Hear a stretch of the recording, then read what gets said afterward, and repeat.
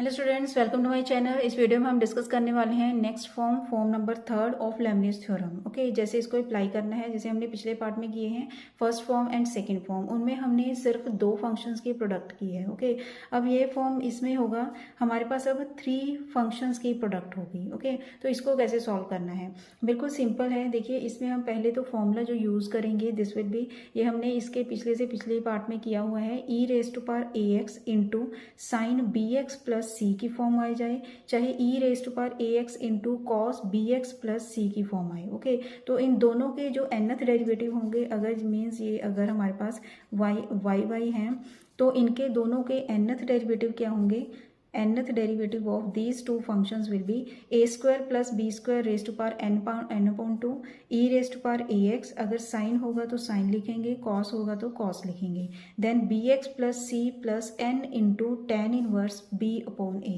इसका हमने nth derivative use करना है। ओके, जैसे फर्स्ट एग्जांपल है हमारे पास y is equal to x square into e⁻ax into sine bx।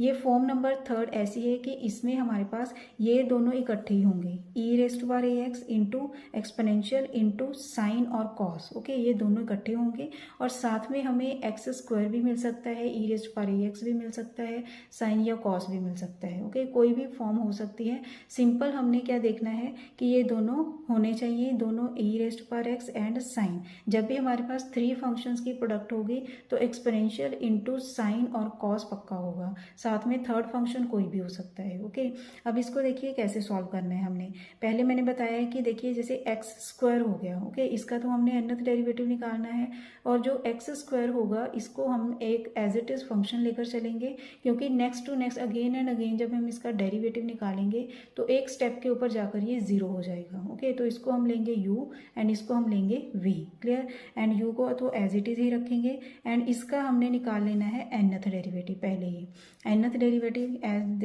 इसके अकॉर्डिंग ही हमने यूज कर लिया, nth derivative e⁻x into this one. Clear, then अब देखिए yn क्या होगा, this is equal to by Leibniz theorem, यहाँ लिख लेना है हमने by Leibniz theorem, then by Leibniz theorem NC naught, first हमने लिया u that is x square into, पिछले पार्ट में मैंने बताया है कि यहाँ बिल्कुल कंफ्यूज नहीं होना। सिंपल हमारे पास 2 फंक्शन होंगे, एक को हम एज इट इज रखेंगे इंटू और दूसरे का nth डेरिवेटिव लिखेंगे यहाँ। ओके, तो first plus again then next to next steps में जो हमने एज इट इज रखा है उसका अगेन एंड अगेन डेरिवेटिव लेंगे अप टू उसको nth डेरिवेटिव तक पहुँचा देंगे। ओके, और जो जिसका nth डेरिवेटिव लिया है उसमें नेक्स्ट टू नेक्स्ट स्टेप में n-1 n-2 ऐसे इसको लिखते जाना है। ओके, जैसे NC नॉट आ गया एक्स स्क्वायर इंटू इसका nth derivative as it is ही लिख लिया हमने, प्लस NC1 एक्स स्क्वायर का डेरिवेटिव 2x लिखा into,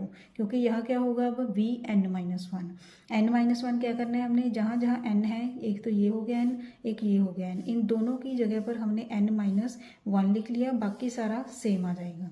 okay, plus NC2 then 2x का डेरिवेटिव अगेन आ गया 2 इंटू देन यहाँ क्या आएगा अब Vn-2, v यहाँ क्या है Vn-1 Vn-2, अब n की जगह पर हमने लिखा n-2 n-2, बिल्कुल सारा सेम। ओके, प्लस NC3, अब पता है कि 2 का डेरिवेटिव कितना हो जाएगा यहाँ 0, तो यहाँ हमारे पास खत्म हो गया ये। ओके, नेक्स्ट अब इनको सभी को सेट करके लिखना है हमने। NC नॉट की वैल्यू पता है आपको 1 है, NC1 की n हो गई, देन NC2 भी हो जाएगी n-1 अपॉन 2 फैक्टोरियल, जो 2 के साथ 2 कैंसिल हो जाएगा और इन सभी को सेट करके लिख लेना है हमने। This is your answer.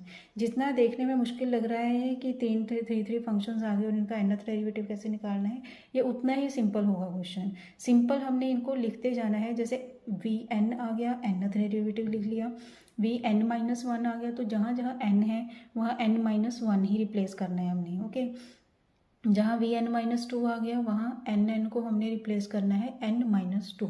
कहीं भी कंफ्यूज होने की ज़रूरत नहीं और इनको कभी किसी को सॉल्व नहीं करना, सिंपल जो जैसी टर्म्स हैं इनको एज इट इज़ ही यहाँ रख देना है। ओके, यही हमारा आंसर आ जाएगा।